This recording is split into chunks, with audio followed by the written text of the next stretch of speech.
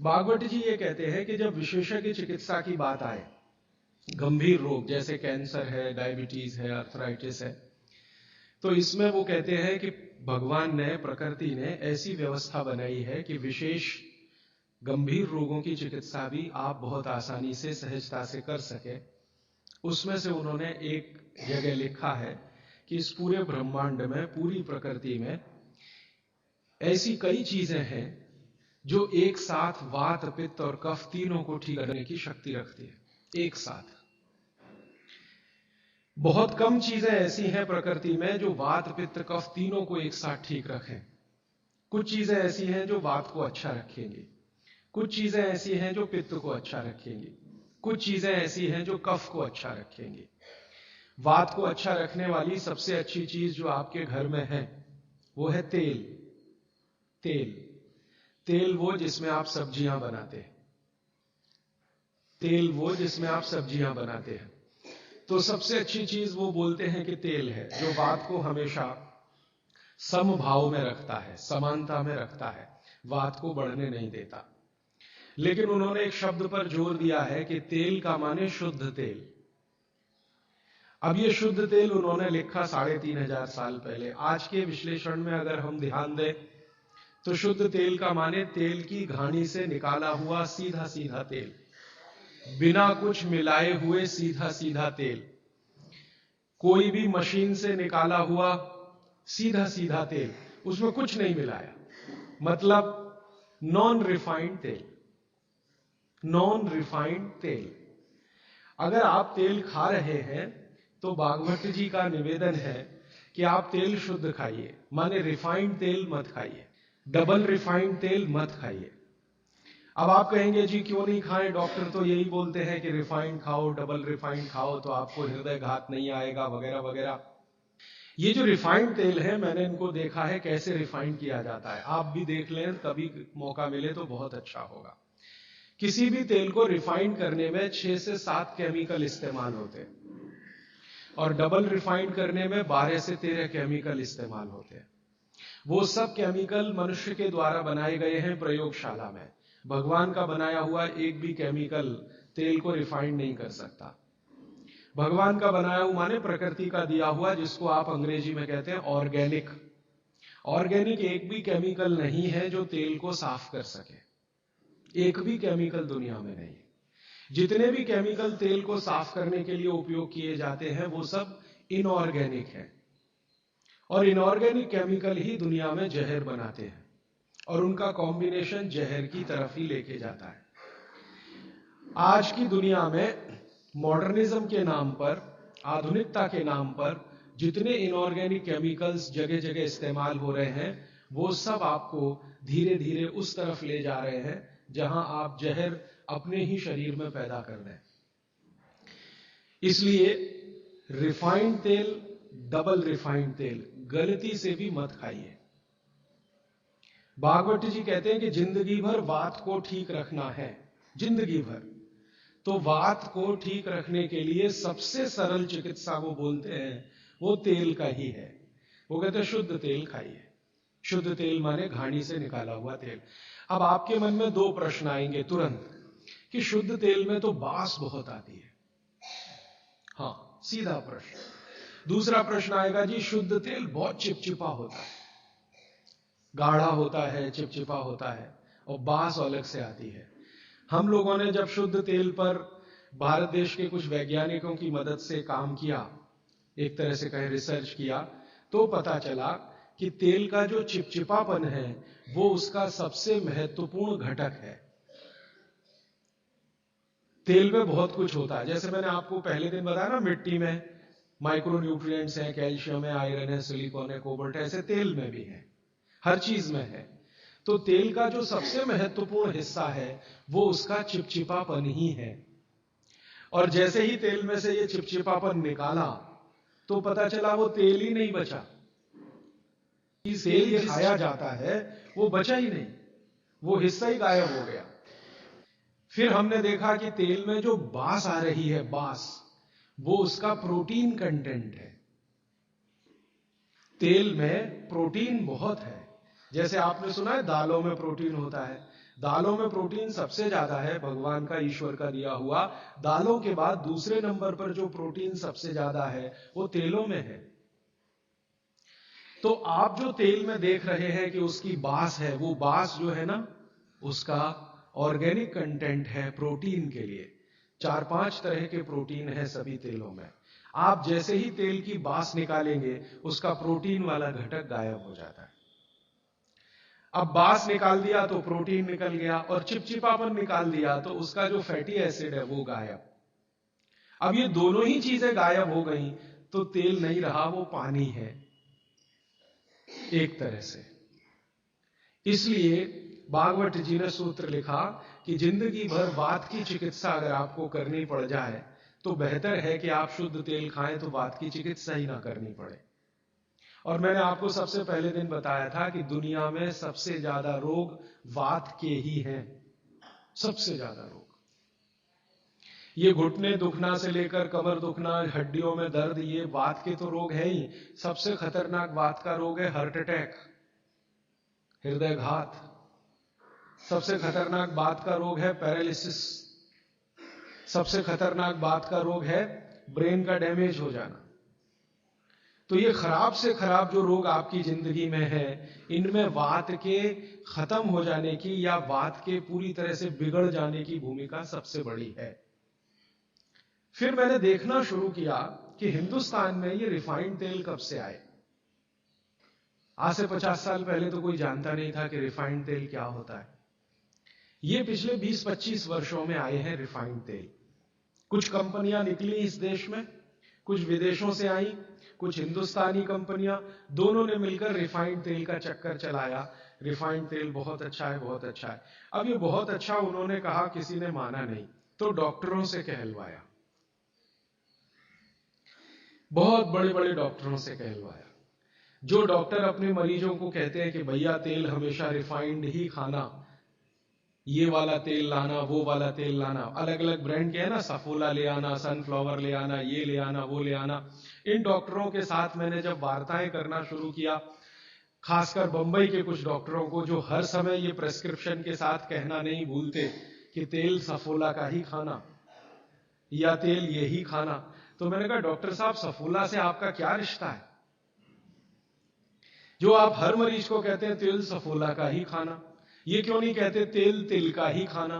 ये क्यों नहीं कहते तेल नारियल का ही खाना? ये क्यों नहीं कहते तेल मूंगफली का ही खाना? ये सफोला कहां से आ गया? हमारे यहां तो नारियल का तेल होता है, मूंगफली का तेल होता है, तिल का तेल होता है, सफोला का तेल ये हिंदुस्तान का।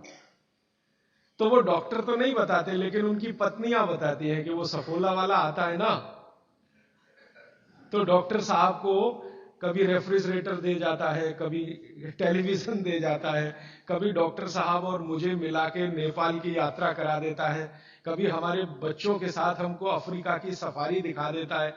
तो ये है चक्कर सारा कि एक तरह से किकबैक डॉक्टर साहब को प्रत्यक्ष और परोक्ष रूप से मिल रही है। इसलिए डॉक्टर साहब बार बार कह रहे हैं कि सफोला का तेल खाना। अब ये सफोला का तेल हमने लेकर टेस्ट किया लेबोरेटरी में। सूरजमुखी का तेल जो अलग अलग ब्रांड का है वो टेस्ट किया लेबोरेटरी में। दिल्ली में all India institute of medical sciences के कई डॉक्टरों को इसमें इंटरेस्ट हुआ कि बात तो ये गहरी है, इसमें काम करके देखना चाहिए।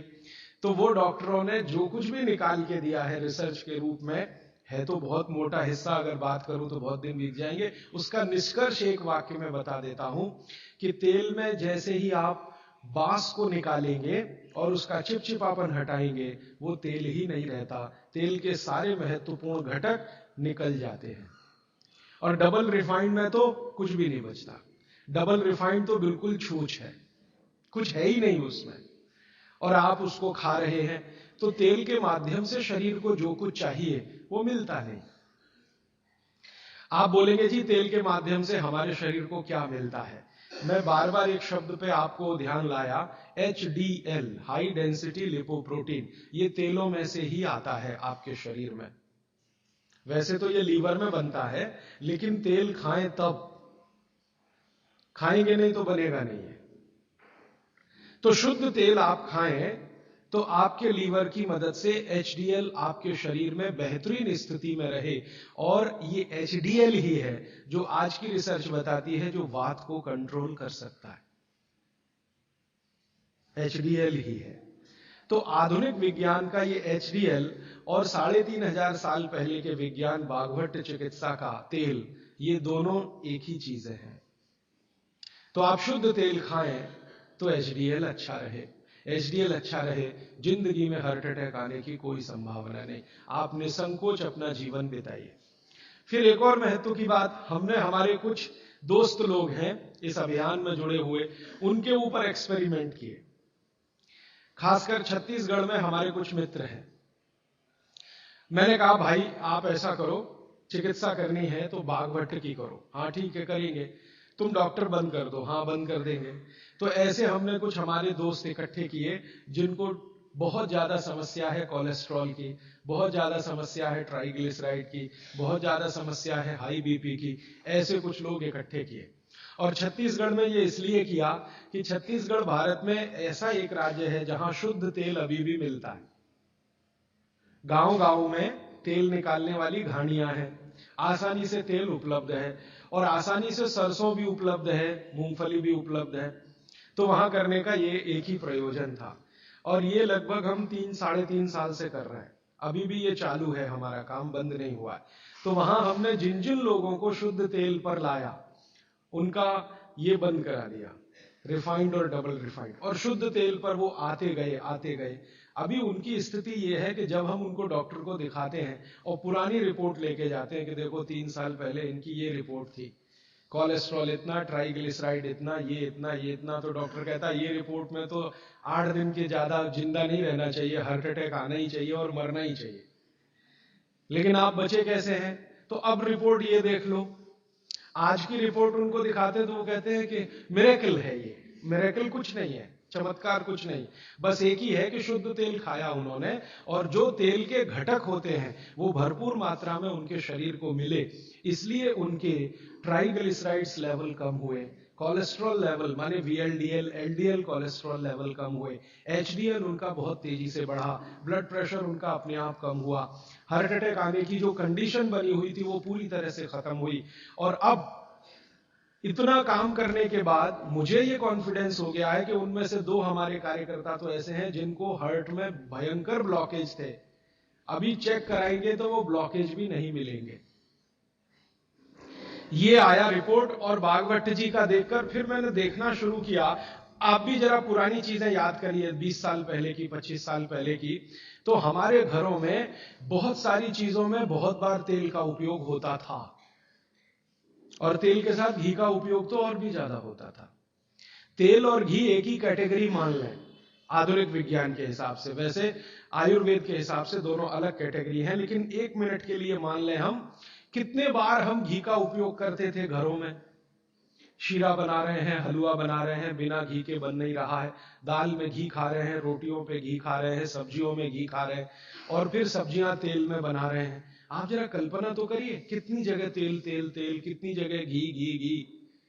और 40 साल पहले मैंने तो नहीं सुना, पता नहीं आपने सुना, मेरे पिताजी को मैं पूछता हूं कि कितने हार्ट अटैक होते थे, तो मेरे पिताजी कहते हैं अपने परिवार में तो एक भी नहीं हुआ। शायद आप 40 साल पहले के अपने परिवारों को देखें तो आपको भी पता चलेगा किसी को नहीं हुआ। तो जब उतना हम तेल और घी उपयोग कर रहे थे अपने दैनिक जीवन में, हमको हार्ट अटैक नहीं हो रहे थे। ये पिछले 10-12 वर्षों में क्या ऐसा हो गया जो इतने हार्ट अटैक हो रहे हैं? परसों किसी ने मुझे कहा कि 17 साल के एक बच्चे ने हार्ट का ऑपरेशन कराया अभी यहां चेन्नई में, अपोलो में या पता नहीं कहां। अब 17 साल की उम्र में आपको बाईपास करवाना पड़े, एंजियोप्लास्टी करानी पड़े, ये तो दुखद स्थिति है। और ये दुखद स्थिति बहुत दिन समझने के बाद पैदा हुई है रिफाइंड तेलों से, डबल रिफाइंड तेलों से। तो भागवत सूत्र के अनुसार आज मैं आपको विनती करता हूं कि जिंदगी भर वात की बीमारियों से अगर बचना है आपको, तो तेल शुद्ध खाइए, तेल एकदम शुद्ध खाइए। अब आपका तुरंत अगला प्रश्न आएगा, जी चेन्नई में मिलता नहीं, दुनिया में ऐसी कोई चीज नहीं है जो कहीं ना मिले। अर्थशास्त्र ये कहता है कि आप डिमांड खड़ी करो, हर चीज की सप्लाई होती है। जब रिफाइंड और डबल रिफाइंड तेल बिक सकता है तो शुद्ध तेल भी यहीं मिलेगा। आप जितने लोग यहां बैठे हैं, अगर आप ही आज संकल्प कर लें कि हम तो शुद्ध तेल ही खाएंगे, कल से देखना बहुत सारी यहां ऑयल मिलें लग जाएंगी, तेल निकालने वाली मिलें लग जाएंगी। और अब घानी लगाना बहुत ही आसान है। पहले एक जमाना था जब घानी लगाओ तो खर्चा बहुत होता था। अब तो 20-25 हजार रुपए की छोटी मशीन आती है और उसी मशीन में सब तरह के तेल निकल सकते हैं। अलग अलग मशीन भी लगाने की जरूरत नहीं। आप चाहें तो घानी भी लगा सकते हैं, वो तो 18-20 हजार की ही आती है, बैल से चलने वाली घानी। वो अब महंगी नहीं रह गई है और बहुत आसानी से तेल निकल आता है। तो इसलिए आप तेल शुद्ध की तरफ बढ़ जाइए। और मैं आपको जो रिसर्च कहती है वो कह रहा हूं कि जिस तेल में चिपचिपापन जितना ज्यादा होगा वो आपके लिए उतना ही उपयोगी है। जिस तेल में बास जितनी ज्यादा होगी वो उतनी ही उपयोगी है। सरसों के तेल के बारे में सारे डॉक्टर्स ऑल इंडिया इंस्टीट्यूट के जो रिसर्च कर चुके हैं वो ये कहते हैं, सरसों के तेल का डब्बा मुंह पे लगाओ और जो आंख में से आंसू तुरंत ना निकले तो समझ लो वो नकली है। उसकी इतनी तेज बास आएगी कि आंख से आंसू निकल ही आएंगे, नाक चलना आपकी शुरू हो ही जाएगी। वो कहते हैं वो उसके शुद्धता की गारंटी है। तो आप इसको अपने जीवन में ध्यान रखें। वात के रोगों को जीवन भर चिकित्सा करनी है तो तेल की मदद से ही सबसे ज्यादा उपयोगी है। और तेल खाने के तरीके आप सब जानते हैं, उन्हें बताने की जरूरत नहीं है कि सब्जी में कितना तेल डालना, दालों में या आपके दूसरे भोजन पकवानों में तेलों का किस तरह से उपयोग करना। मैंने ये देखा हिंदुस्तान में कि हमारे यहां तीज त्योहार होते हैं और हर तीज त्योहार में कुछ खास तरह के व्यंजन और पकवान बनते हैं।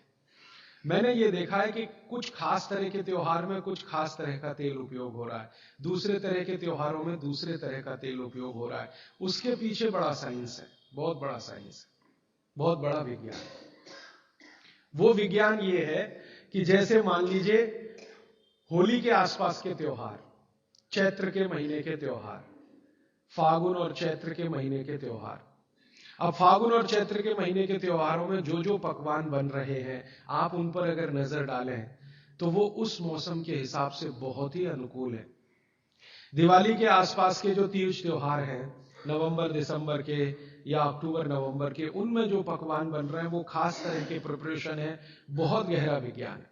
कभी मौका मिला तो इस पे अलग से ही बात करूंगा कि त्योहारों में पकाए जाने वाले जो व्यंजन हैं वो हमारे शरीर को किस तरह की मदद कर रहे हैं। हमारे वैज्ञानिकों ने, माने महर्षियों ने ये देखा कि जीवन के दिनों में, माने अगर ठंड के दिन है तो शरीर में क्या प्रकोप ज्यादा है, बरसात के दिन है तो शरीर में क्या प्रकोप ज्यादा है, गर्मी के दिन है तो शरीर में कौन सा प्रकोप ज्यादा, प्रकोप माने वात पित्त कफ, ये तीन ही तरह के। तो उनको संयमित रखने के लिए कौन सी चीजें प्रकृति ने दी हैं, तो व्यंजनों में वही चीजें डाली गई हैं। जैसे अब मैं आपको थोड़ा और स्पष्ट करता हूं, ये बात अमूर्त है लेकिन अब थोड़ी मूर्त करता हूं।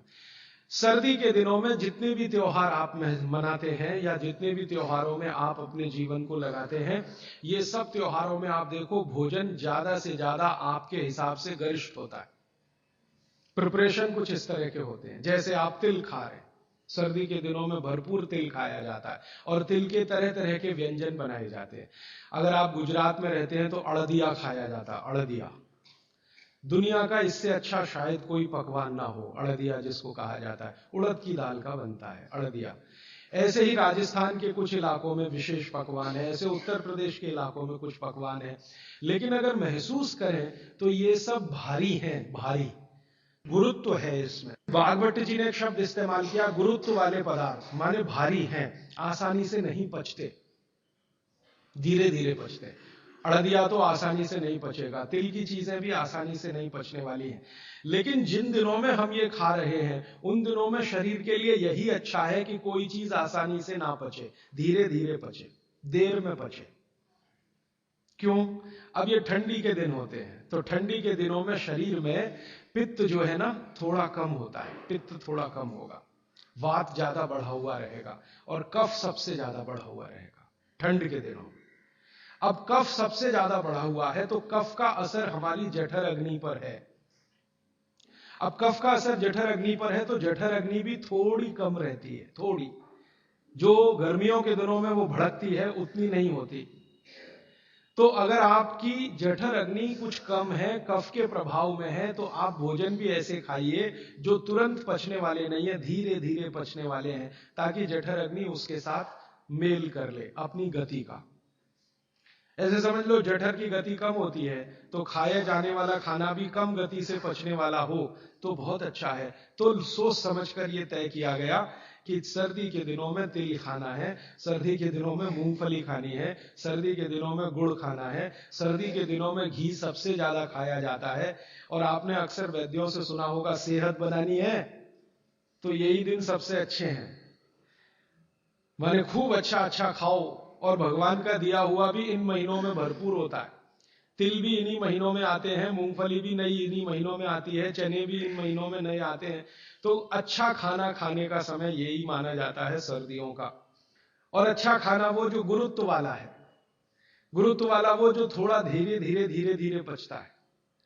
तो कितना बड़ा मेल बिठाकर हमारे लोगों ने हमारे व्यंजनों को त्योहारों के साथ जोड़ा। गर्मी के दिनों में उल्टा होता है, गर्मी के दिनों में आपका पित्त भड़कता है, माने अग्नि तीव्र है, तो आप ऐसा खाना खाओ जो जल्दी हजम हो जाए। बारिश के दिनों में सम रहता है, पित्त जो है बहुत ही कम होता है। तो बारिश के दिनों में यह कहा जाता है कि भैया सबसे हल्का खाना खाओ बारिश के दिनों में, क्योंकि पित्त उस समय सबसे कम है। और कई बार तो कहते हैं जी एक ही बार खा लो तो अच्छा है बारिश के दिनों में। और जैन समाज वाले तो जानते हैं कि बारिश के दिनों के खाने में बहुत रिस्ट्रिक्शन है। क्यों जी? ऐसा खाना तो आप खा ही नहीं सकते जिसमें पानी बहुत हो, क्योंकि शरीर में ही पानी बहुत होता है उस समय, प्रकृति के हिसाब से शरीर चलता है। तो बारिश के दिनों में अक्सर आपने सुना है जैन साधु संतों के मुंह से कि हरा पत्ती का सब्जी मत खाओ, हरा सब्जियां मत खाओ, ये वगैरह वगैरह। हरे पत्ती की सभी सब्जियां बहुत पानी भरी बनी, पानी शरीर में ही पहले से ज्यादा है क्योंकि बारिश में नमी ज्यादा है। तो आप ज्यादा पानी के शिकार होंगे। ज्यादा पानी भी अच्छा नहीं है, कम पानी भी अच्छा नहीं। तो इसलिए साधु संत जो कहते हैं वो भी कुछ विज्ञान के आधार पर कहते हैं। बस अंतर इतना ही है कि हमारे दिमाग में क्यों इतना गहरा घुसा हुआ है कि जब तक क्यों एक्सप्लेन कोई नहीं करता हम ना उसकी बात सुनते हैं ना मानते।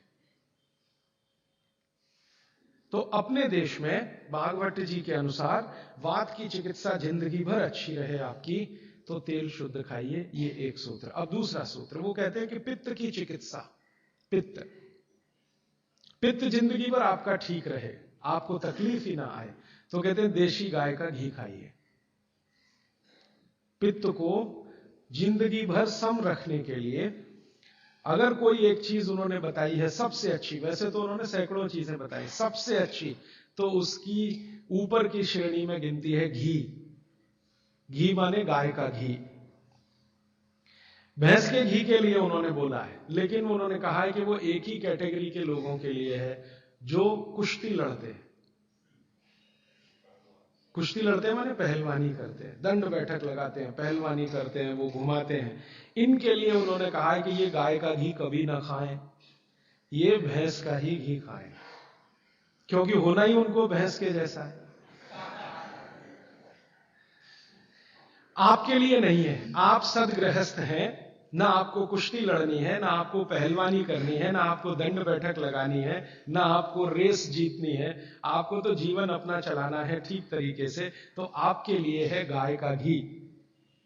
और पहलवान जो कुश्ती लड़ रहे हैं, अखाड़े में दंड बैठक लगा रहे हैं, मुगदर घुमा रहे हैं वगैरह वगैरह, इनके लिए है भैंस का घी। भागवत जी कहते हैं कि वो अगर गाय का घी खाएंगे तो बीमार पड़ेंगे, और आपने अगर भैंस का घी खाया तो आप तकलीफ में आएंगे। तो जिंदगी भर पित्त आपका ठीक रहे, पित्त से होने वाली बीमारियां ना हो, तो आप गाय का घी खाते रहिए। और तीसरी बात जो कहते हैं कफ को जिंदगी भर शांत रखना है, शमित रखना है, सम अवस्था में रखना है। तो सबसे अच्छी चीज जो उन्होंने बताई, वैसे तो सैकड़ों है लेकिन मैं सबसे अच्छी चीज पहले बता रहा हूं। वो कहते हैं नंबर 1 की चीज है कफ को शांत रखने के लिए, वो है गुड़। और ऑब्लिक करके उन्होंने एक चीज बताई है, शहद। तो वो कहते हैं कि जो शहद खा सकते हैं वो शहद खाएं, जो नहीं खा सकते वो गुड़ खाएं। अब आप में से जो जैन सिद्धांतों का पालन करने वाले हैं उनके लिए है गुड़, और जो जैन सिद्धांतों का पालन नहीं करते वो शहद भी ले सकते हैं। तो 3 चीजों की अब बात मैं कर रहा हूं। पहली चीज हो गई शुद्ध तेल, दूसरी चीज हो गई गाय का घी, और तीसरा हो गया गुड़। उल्टे से शुरू करता हूं, गुड़ कफ को कैसे शांत रखेगा। आधुनिक विज्ञान की जानकारी कुछ मैं आपको इसमें जोड़ना चाहता हूं। कफ जब भी बिगड़ता है तो शरीर में एक तत्व की बहुत कमी आ जाती है, वो है फास्फोरस। केमिकल है एक फास्फोरस। जब भी कफ बिगड़ेगा तो आप समझ लो आपके शरीर में फास्फोरस की कमी है। और फास्फोरस का एक छोटा भाई भी है, आर्सेनिक। आर्सेनिक वैसे तो शरीर में ना रहे तो अच्छा है क्योंकि जहर है, लेकिन बहुत मामूली मात्रा में रहे तो फास्फोरस को ताकत देता है ये आर्सेनिक। फास्फोरस का कॉम्प्लीमेंट्री है आर्सेनिक। ये केमिस्ट्री की बात है। अब आप समझ लीजिए कि कफ आपके शरीर में बढ़ गया, इसका माने फास्फोरस कम हो गया। तो भागवत जी ने कितनी इंटेलिजेंसी से चुना, गुड़ खाओ। हमने गुड़ को जब टेस्ट किया लेबोरेटरी में तो उसमें सबसे ज्यादा फास्फोरस ही है। गुड़ में सबसे ज्यादा फास्फोरस है। हालांकि उसमें थोड़ा मात्रा में आर्सेनिक भी है, लेकिन फास्फोरस उसमें सबसे ज्यादा मात्रा में है। और गुड़ जो बना है ना, किससे बना है? गन्ने के रस से। तो गन्ने के रस को टेस्ट किया तो पता चला गन्ने के रस में फास्फोरस है, लेकिन गन्ने के रस से ज्यादा गुड़ में है। गन्ने के रस में भी फास्फोरस है, लेकिन उससे ज्यादा गुड़ में है। तो क्या किया हमने? गन्ने के रस को गर्म किया। तो गर्म करने की जो प्रक्रिया है, इसमें फास्फोरस घटा नहीं, बढ़ा। ये पता नहीं क्या अद्भुत विज्ञान है। तो भागवती जी ने यह नहीं कहा कि गन्ने का रस पियो, उन्होंने कहा गुड़ खाओ। गन्ने के रस को भी वो कह सकते थे क्योंकि फास्फोरस उसमें है, लेकिन गन्ने के रस से ज्यादा बेहतरीन स्थिति का फास्फोरस गुड़ में है, जो सबसे जल्दी हजम होता है। ये गुड़ ऐसी अद्भुत चीज है जो 1 दिन के बच्चे को भी खिलाया जा सकता है। 1 दिन के बच्चे को, आज बच्चा पैदा हुआ, आप शाम को उसे गुड़ दे सकते हैं, आज ही दे सकते हैं। हाँ, तो आप जो है एक ऐसी स्थिति में है जहां आपके पास कई चीजें उपलब्ध हैं, उनमें से भागवती जी चुनकर दे रहे हैं कि देखो ये है। अब गुड़ बनाने के पहले एक और चीज बनती है जिसको मराठी में कहते हैं काकवी। तरल गुड़ कहिए उसको, तरल गुड़। राब कहते हैं कई लोग उसको, राब, राजस्थान में राब कहते हैं। वो ये कहते हैं कि गुड़ और राब में आपके पास अगर चॉइस है तो राब खाइए, वो गुड़ से भी ज्यादा अच्छी है।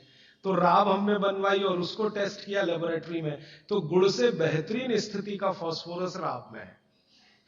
तो आपकी जिंदगी का इसको हिस्सा बना लीजिए, हिस्सा।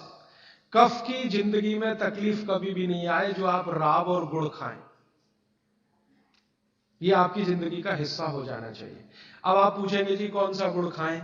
बाजार में कई तरह के गुड़ हैं। एक गुड़ है जो बहुत गोरे रंग का होता है, सफेद सफेद होता है। जो गुड़ का रंग जितना ज्यादा साफ, वो उतना ही बड़ा जहर। आप कहेंगे जी ये गुड़ तो बहुत ही बढ़िया, एकदम सफेद। ये सफेद रंग के चक्कर में हम बर्बाद हो गए।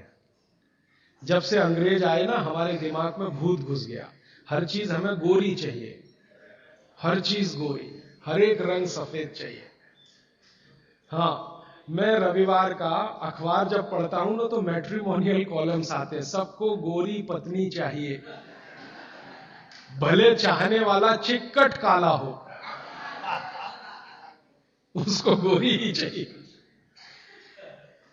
भागवती जी कहते हैं कि प्रकृति में, आप इसको ध्यान से सुनो, प्रकृति में जिन चीजों का रंग जितना ज्यादा सफेद है वो उतनी ही आपके लिए अनुकूल नहीं है।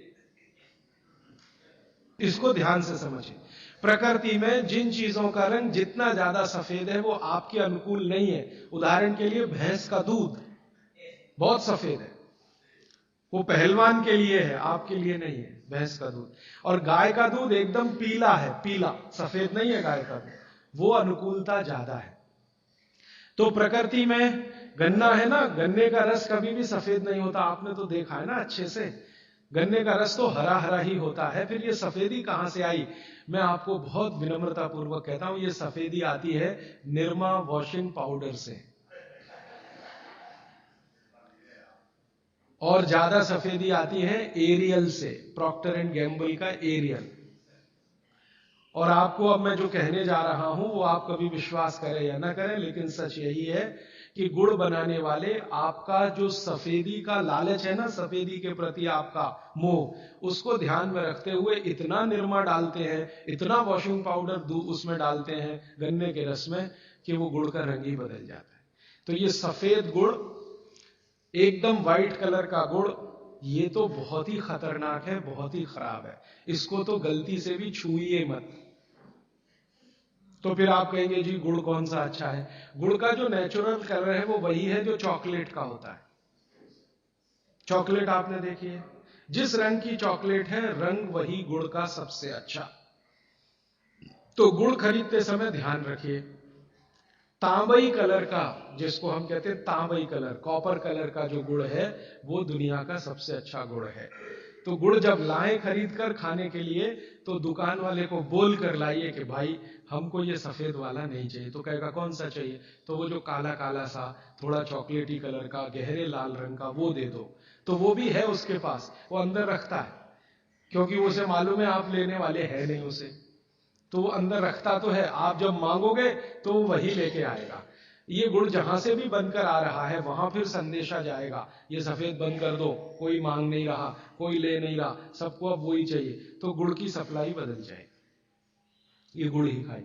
अब मैं जो और गहरी बात पे जा रहा हूं, बागभट्टी जी कहते हैं कि दुनिया में गुड़ के अतिरिक्त जो मिठाइयां हैं, गुड़ के अतिरिक्त, वो आपके लिए बहुत अच्छी नहीं है। अब गुड़ के अतिरिक्त मिठाई में जरा चले तो क्या है? चीनी। आज के समय में, बागभट्टी जी के समय चीनी नहीं थी, इसलिए उन्होंने उस पर कोई सूत्र नहीं लिखा, क्योंकि उन्हें कोई कल्पना भी नहीं थी कि चीनी बना लेगा आदमी। अब ये चीनी बहुत खराब है। चीनी और गुड़ का एक ही रॉ मटेरियल है, आप जानते हैं। गन्ने के रस में से ही चीनी बनती है और गन्ने के रस में से ही गुड़ बनता है। बस दो अलग अलग सभ्यताओं का इसमें फर्क है। एक है सभ्यता यूरोप और अमेरिका की, जहां से चीनी आई, और दूसरी सभ्यता है भारत की, जहां से गुड़ आया।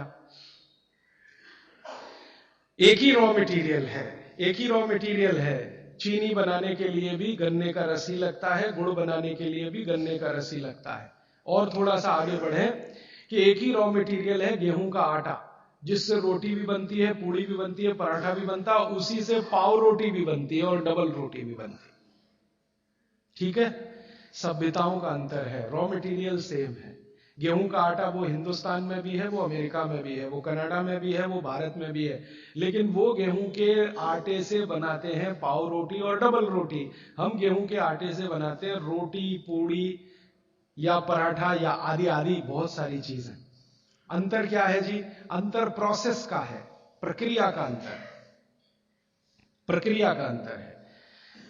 रॉ मटेरियल सेम है, एंड प्रोडक्ट भी सेम है, खाए जाने के लिए बन रहा है, लेकिन प्रक्रिया अलग अलग है। वो रोटी बनाएंगे तो पहले आटे को सड़ाएंगे, फर्मेंट करेंगे, और आटे को सड़ा सड़ा के पुराना पुराना कर करके फिर उसमें से पाव रोटी ही बनेगी। रोटी तो बन नहीं पाएगी, क्योंकि आटे के फर्मेंटेशन के बाद रोटी बनना मुश्किल होता है उसमें। और हम आटे को पानी में गूंदेंगे और तत्काल उसकी प्रक्रिया करके रोटी बना लेंगे। वो प्रक्रिया नहीं कर पाते, क्योंकि उनको कोई सिखाने वाला नहीं, कोई यूनिवर्सिटी नहीं, कोई कॉलेज नहीं। इसी तरह से उनके यहां शक्कर में होता है कि गन्ने के रस को, कई देशों में गन्ना उत्पन्न होता है, ब्राजील में, मैक्सिको में वगैरह वगैरह, तो वो गन्ने के रस को प्रोसेस करते करते चीनी बना लेते हैं। हम चीनी की तरफ नहीं गए, हमने गुड़ ही बनाया, क्योंकि चीनी बनते ही, अब आप ध्यान देना जो मैं कहने जा रहा हूं, चीनी बनते ही फास्फोरस खत्म होता है। चीनी बनते ही फास्फोरस खत्म होता है, और आपको चाहिए फास्फोरस कफ का शमन करने के लिए। अब वो है ही नहीं चीनी में, तो आप जो चीनी खा रहे हैं वो जिस उद्देश्य के लिए खा रहे हैं वो पूर्ति ही नहीं होती। और चीनी एक ऐसा केमिकल है, अगर मैं ब्लैक बोर्ड लेके चौक पे समझाना शुरू करूं तो समय थोड़ा ज्यादा लगेगा, लेकिन अंतिम बात आप जल्दी समझ जाएं। चीनी जब आपके शरीर में जाती है और ये टूटती है, हर चीज अंदर जाके टूटती है, माने पचती है। तो इसके सबसे अंत में जो बनता है वो एसिड है। और गुड़ जब शरीर में जाता है और टूटता है तो इसके सबसे अंत में जो बनता है वो क्षार है। अब मैंने आपसे थोड़े दिन पहले कहा था, पता नहीं याद है कि नहीं, पेट में हमेशा अम्ल है, ठीक है। अब पेट में तो अम्ल पहले से है ही, प्रकृति का दिया हुआ। आपने चीनी खाई, चीनी में से भी अम्ल ही निकला, तो अम्ल तो बढ़ गया ना जरूरत से ज्यादा। और ये बढ़ा हुआ अम्ल अगर पेट में आपके है तो ये खून में भी जाएगा, आप इसे रोक नहीं सकते, क्योंकि पेट में जो है वो खून में भी जाएगा। और खून में अम्ल बढ़ता ही गया। रोज आपने 1 चम्मच चीनी खाई, 2 चम्मच चीनी खाई, 3 चम्मच चीनी खाई, हर दिन उसमें से अम्ल निकल रहा है, और पेट का अम्ल भी उसमें जुड़ रहा है, फिर निकल रहा है, फिर जुड़ रहा है, फिर निकल रहा है। फिर 10 साल का हिसाब निकालो, 20 साल का निकालो, 30 साल का निकालो, आपका दिमाग घूम जाए। रोज का अगर 2 चम्मच चीनी का हिसाब जोड़ो, वैसे तो जो 2 चम्मच से ज्यादा ही रहती है एक आदमी की जिंदगी में चीनी। दूध में भी चीनी लेते हैं, चाय में भी चीनी लेते हैं, 2 चम्मच रोज की। 2 चम्मच माने हो गई लगभग 10 ग्राम के आसपास। तो 10 ग्राम चीनी रोज की, एक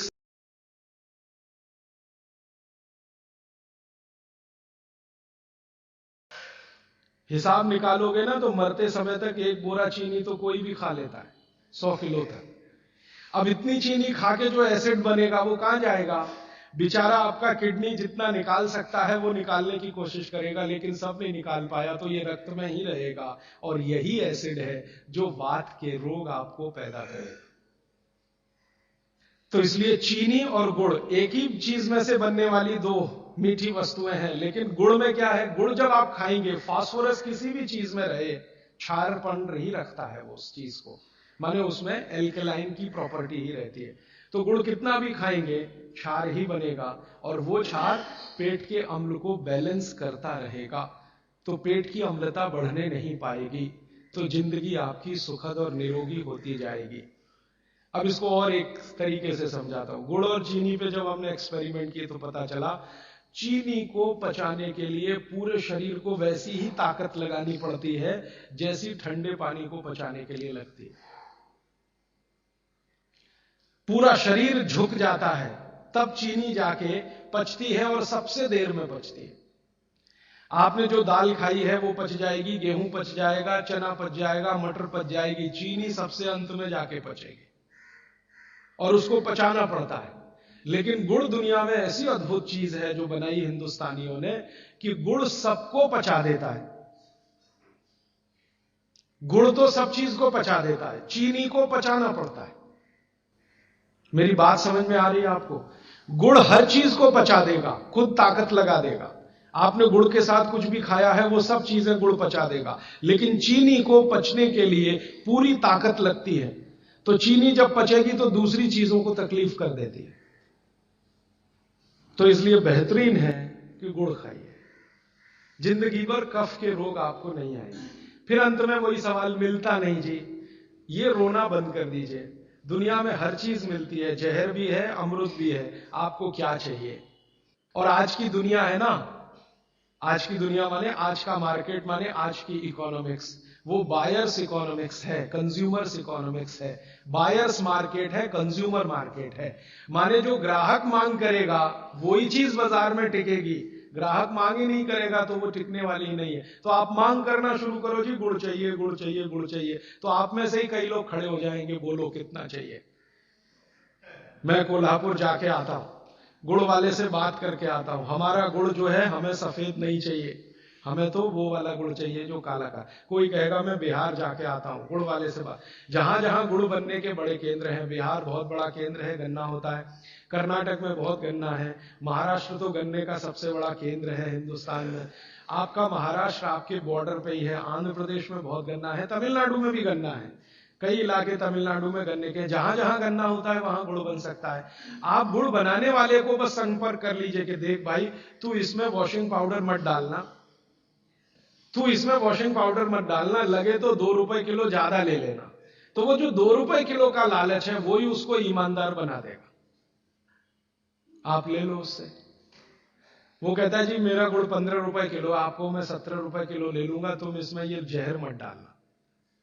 और वो 2 रुपए किलो आपने जो ज्यादा दिया वो जिंदगी के लिए कोई घटिया सौदा नहीं है, बहुत फायदे का सौदा है। तो गुड़ बनाने वाले इस देश में आज भी हजारों की लाखों की संख्या में है, गांव गांव में है। आप उनसे संपर्क कर लीजिए और कोई एक गुड़ का केंद्र ही शुरू कर दीजिए। आपके आपस में सब लोगों को, जितने कम से कम 500-700 लोग यहां बैठे हैं, इतने घरों के लिए गुड़ आ सकता है, जरूरत के हिसाब से आपको उपलब्ध हो सकता है। तो ये मत कहिए कि मिलता नहीं, हर चीज इस देश में मिलती है, छोटे छोटे गांवों में भी उपलब्ध है। कुछ लोग गुड़ खाइए, कुछ लोग काकवी खाइए, माने जिसको राब कहते हैं। जितना जाड़े का समय है ना, नवंबर दिसंबर जनवरी फरवरी तक राब भरपूर खा सकते हैं। दही में राब खाइए, दूध में राब खाइए, हलवा राब का बनाइए, गुड़ का हलवा बनाइए, गुड़ दही में खाइए, गुड़ दूध में खाइए। अब गुड़ को दूध और दही में खाने का नियम है, वो भागवत जी कहते हैं।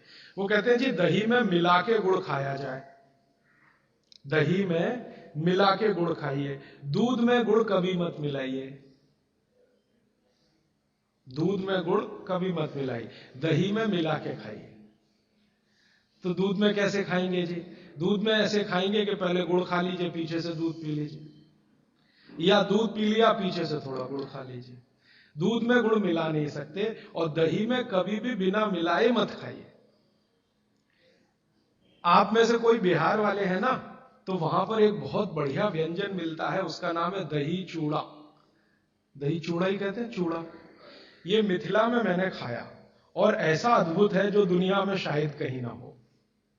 मिथिला में, मिथिला माने एक एरिया है बिहार का, करीब 8-10 जिले उसमें आते हैं। उन जिलों में जब भी आप जाएं तो मेहमान को वही परोस के लाते हैं। तो मैं भी मेहमान जैसे ही रहता हूं, तो मुझे हर घर में दही चूड़ा मिलता है। तो वो दही डाल के लाते हैं, ऊपर से गुड़ डाल के लाते हैं, दही के ऊपर गुड़ रहेगा। तो मैंने कई बार कहा कि अलग प्लेट में गुड़ ले आओ, तो कहते नहीं नहीं, आपको फिर खाना नहीं आता दही चूड़ा।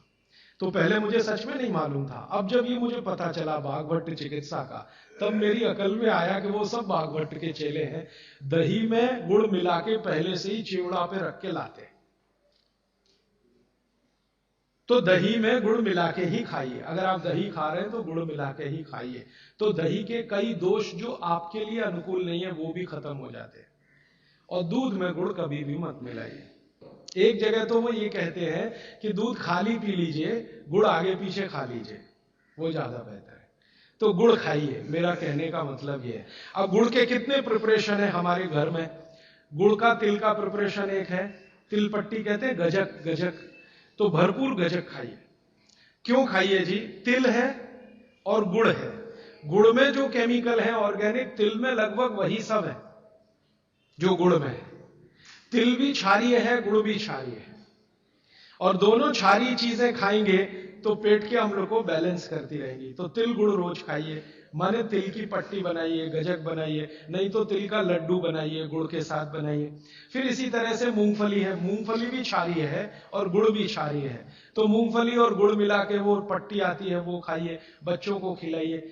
और आपके पास जो भी प्रिपरेशन है गुड़ तिल के, गुड़ मूंगफली के, वो सब बनाइए। और ये जो 3-4 महीने हैं, नवंबर दिसंबर जनवरी फरवरी तक, भरपेट खाइए, भरपूर खाइए, क्योंकि इस समय आपके शरीर को इन्हीं की जरूरत है।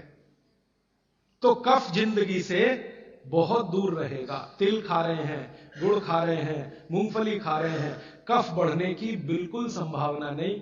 तो जिंदगी में कफ के रोग आने की संभावना नहीं। आप जानते हैं कफ का सबसे खराब रोग क्या है? मोटापा। मोटापा कम करना है तो भरपेट गुड़ खाइए, भरपेट तिल खाइए, भरपेट मूंगफली खाइए, मोटापा भी कम हो जाएगा। हाँ, आपको डर है ना, तिल खाएंगे जी उसमें से तेल है। तेल तो है तिल में, लेकिन वो HDL वाला, LDL वाला नहीं है, VLDL। ये मोटापा जो है ना, वो VLDL और LDL का चक्कर है। HDL जैसे ही बढ़ेगा, मोटापा अपने आप कम होगा, पेट अंदर ही जाएगा। आप में से कोई भी मेरे कहने पर 3 महीने एक एक्सपेरिमेंट कर लीजिए। तिल चबा चबा के खाइए, खाने के बाद 3 महीने के बाद वजन नापेंगे, 8-10 किलो कम मिलेगा, कम से कम इतना कम मिलेगा। खाना खाया, खाने के बाद आप सौंफ खाते हैं ना, सौंफ की जगह तिल खाइए। और काला खाया तो और ज्यादा वजन कम मिलेगा। काला तिल एक है, सफेद, काले की गुणवत्ता सफेद से भी ज्यादा है। लेकिन ये इन्हीं 4 महीनों में, गर्मी में अगर आपने यही तिल खाया तो प्रॉब्लम आएगी। भागवत जी कहते हैं कि तिल खाने का सबसे अच्छा समय वही है जो आज चल रहा है, ये फरवरी तक चलेगा। तो फरवरी तक, और कभी बहुत ज्यादा लिबरल हो तो होली के दिन तक वो कहते हैं तिल खाने का समय है, होली होते ही तिल कम करिए या खत्म करिए। फिर कुछ और चीज आएगी, वो क्या आएगी वो मैं बता दूं, लेकिन आप ये करके देख लीजिए। 4 चीजों को ज्यादा उपयोग आप करेंगे, वजन आपका कम होता जाएगा, पेट का अम्ल कम होता जाएगा, घुटनों के अंदर का जो कई बार कहते हैं ना डॉक्टर यूरिक एसिड जमा हो गया जी, यूरिक एसिड क्या है? अम्ल ही तो है। तो ये यूरिक एसिड आपको कम करना है, तो गांठ के सब जो मने जोड़ों के दर्द आपको कम करने हैं, तो इनके लिए ये सब चिकित्सा बताई है। तिल है, गुड़ है, और मैंने एक चीज बोली थी कि अगर आप जैन नहीं हैं तो शहद है। शहद में भागवत जी कहते हैं छोटी मधुमक्खी का शहद, बड़ी का नहीं। तो शहद लाएं तो उसको पूछ लीजिए। तो एक हिस्सा हो गया कफ का। अभी दूसरा पित्त का हिस्सा। पित्त का हिस्सा बहुत क्लियर है, एकदम स्ट्रेट फॉरवर्ड है कि घी ज्यादा खाएंगे पित्त आपका हमेशा सम रहेगा। और ज्यादा घी खाने का जो समय है वो बारिश के दिनों में और ये जो गर्मी के दिन होते हैं ना, उस समय घी ज्यादा खाइए ताकि पित्त को कंट्रोल करके रखे। और वात के लिए मैं पहले ही बता चुका हूं, शुद्ध तेल। अभी ये जितनी बात है आप सोचो कितनी सरल है, बस हमें अपनी जीवन शैली में थोड़ा बदलाव करना है। जीवन शैली में बदलाव से पहले मन में संकल्प लेना है कि जी हम तो ऐसे ही चलेंगे, दुनिया जिधर जाए जाए, हमें उससे मतलब नहीं, हम तो ऐसे चलेंगे। तो ये 3 चीजें अगर आपने देख ली तो बहुत अच्छा है। अब थोड़ा आगे चलें। अब और दूसरी चीजों पे मैं चलता हूं कि और कौन कौन सी चीजें हैं जो आपके आसपास हैं और आपके वात पित्त कफ तीनों को सम पे लाने में मदद कर सकती है। ये तीनों समभाग में रहें तो अच्छा होता है। और कौन कौन सी चीजें हैं? तो भागवत जी कहते हैं रसोई के बाहर जाने की जरूरत ही नहीं, सब वहीं है। भागवत जी ने एक सूत्र लिखा है, दुनिया का सबसे बड़ा औषधि केंद्र हमारा रसोई घर है। सबसे बड़ा औषधि केंद्र रसोई घर है। अब दुर्भाग्य से हम रसोई में जिनको मसाला कहते हैं ना, मसाला, वहां मसाला कुछ नहीं है, सब औषधि है। मसाले का और औषधि का अंतर मालूम है? ये मसाला तो शब्द ही भारत का नहीं है, पहले तो ये बता दूं। ये अरबिक शब्द है, फारसी से अरबी में आया, अरबी से हमारे घुस गया, हिंदी में और जगह जगह घुस गया। ये विदेशी आए तो ये शब्द भी आया। हिंदुस्तान में 17वीं 18वीं शताब्दी का साहित्य जब मैं पढ़ता हूं तो जब तक मुगलों का राज्य रहा तब तक मसाले शब्द का बहुत उपयोग है। मुगलों के राज्य के पहले एक भी जगह किसी भी शास्त्र में मसाला नहीं है। चरक संहिता पढ़ी मैंने, कहीं भी मसाला नहीं है उसमें। सुश्रुत में कहीं मसाला नहीं है, भागवत की कहीं मसाला नहीं है। पुराने जितने लेखक